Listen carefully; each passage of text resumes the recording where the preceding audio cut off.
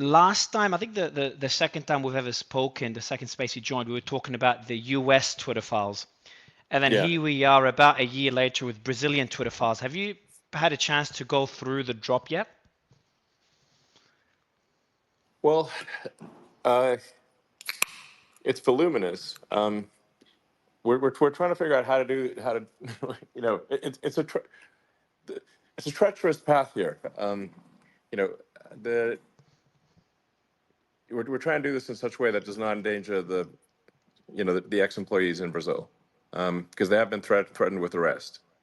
So it's we don't want to put them in danger. So we're trying to figure out a way to just make sure they're safe before we do anything. But I think there are some pretty serious concerns here, because really the people that were elected, the Senate and Parliament, really should have a lot more authority than they do. Like the things don't work the way in Brazil. They don't work the way they work in say the U.S. So our concern at X is that like we're being asked to do things that are illegal by the judiciary, which seems very like bizarre. So that's somewhat of a quandary, being asked to do things that directly violate the law by a judge. Seems odd. You've had, we do have Senator Eduardo on stage. We do have Representative Nikolas on stage as well, and Deputy Luis. And there's been many other vocal voices in Brazil that are supporting your fight against the censorship you have there.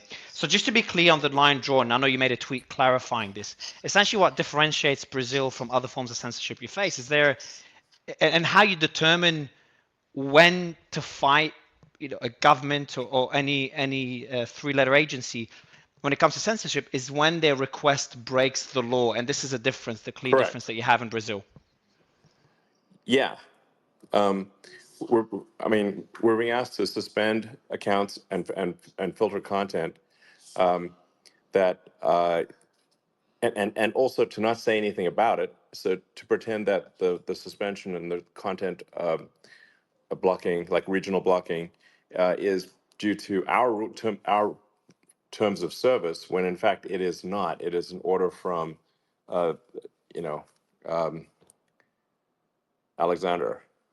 Judge Alexander. Nicholas, you do have, you've been very vocal in supporting Elon's fight against censorship. You've got Elon on stage now. I want to give you the mic first, Nicholas, Representative Ferreira, to ask Elon any questions and kind of give your thoughts on Elon's fight against censorship.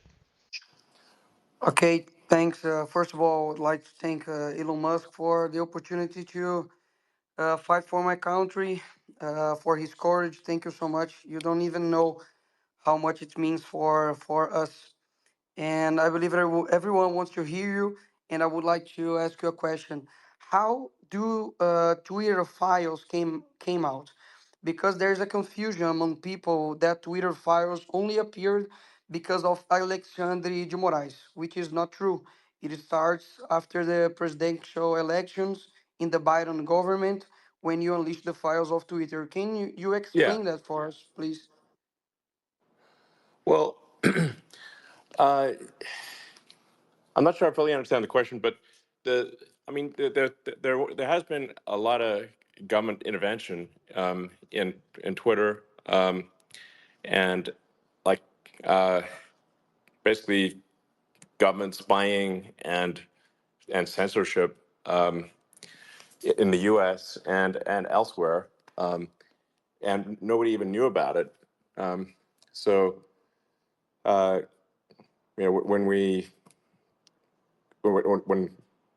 I acquired the company, I'm like, okay, we're just gonna just. One of the people that are the most prominent victims of that level of censorship. And Elon, we were talking about it earlier. Thanks for joining again, Elon. It's good for you to jump in for the third time. But the thing, Elon, we were talking about earlier is not only censorship of journalists, but they're taking it a step further where it's becoming a prosecution. And we had the senator and the representative talk about it on stage, and I tweeted about it.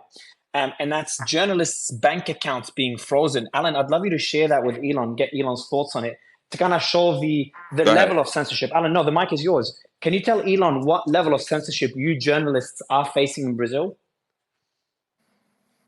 Sure, definitely.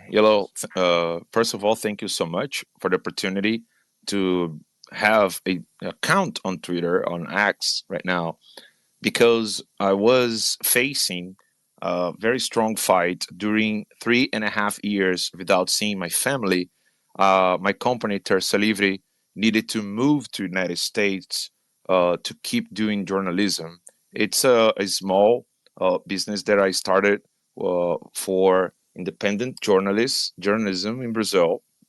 And after the Moraes decision that I have no idea what he's kind of accusing me of, he froze my assets. He ordered my arrest in the United States, in Brazil, asked the United States to deportate me or destroy my life. And I couldn't make account on every platform in Brazil.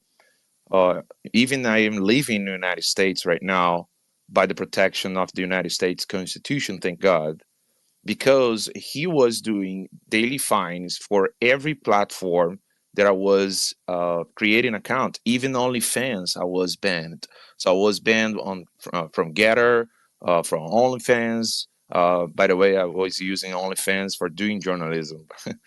And Facebook, Instagram.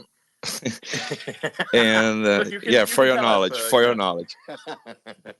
Yeah, yeah, I know. So the persecution was so strong that I wasn't able, Elon, to feed my family.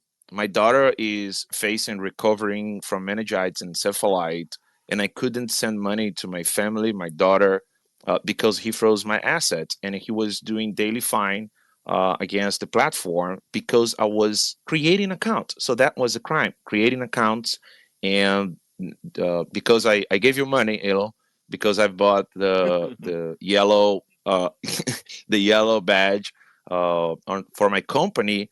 And today, the press in Brazil was saying that I was being helped by you just because I've got the yellow badge for my company. So this is how crazy it is. Yeah, it is actually very crazy. I mean, I think there's no question that there's an abuse of judicial power here to an extreme degree. I just have to. I think it is extremely obvious. I think the people of Brazil ought to know that there is an abuse of judicial power to an extreme degree that we've not seen in any country on earth. I have never seen anything of this magnitude. So it's insane. And the elected representatives of the people of Brazil, that's who should be in charge. And the judiciary is there to execute upon the law, but not to make the law. But they are making the law, and I think it's an outrage. People should be extremely upset. So, this has got to stop. So Elon, if you don't mind, I'll go ahead and jump in and ask you a question here. I know there have been reports today. I don't know how true they are yet because this story has been so rapidly developing that it's hard to get confirmations on everything. But are you in further communication with Brazilian officials at this point? Have they mentioned an all-out ban on X anytime soon? And do you foresee that being a real possibility? They have threatened to cut off X entirely from Brazil. They've also threatened to arrest our employees, and they have applied a $20,000 a day fine. And do you foresee them actually following through with any of that stuff? Because, it seemed in the beginning that this Supreme Court justice was going to rapidly pursue these things. I mean, I don't know. This is just what the threats that have been made. I don't know if these threats will come to pass or not. But judging by what has happened to others, I think these threats are real. So, it's like, I don't know. I think this is like really judicial authority going far beyond judicial authority to executive authority. So that's I just think it's just totally, absolutely improper. I mean, the law is violating the law. It's crazy.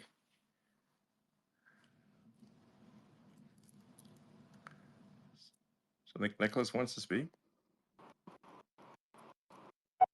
Can you hear me, guys?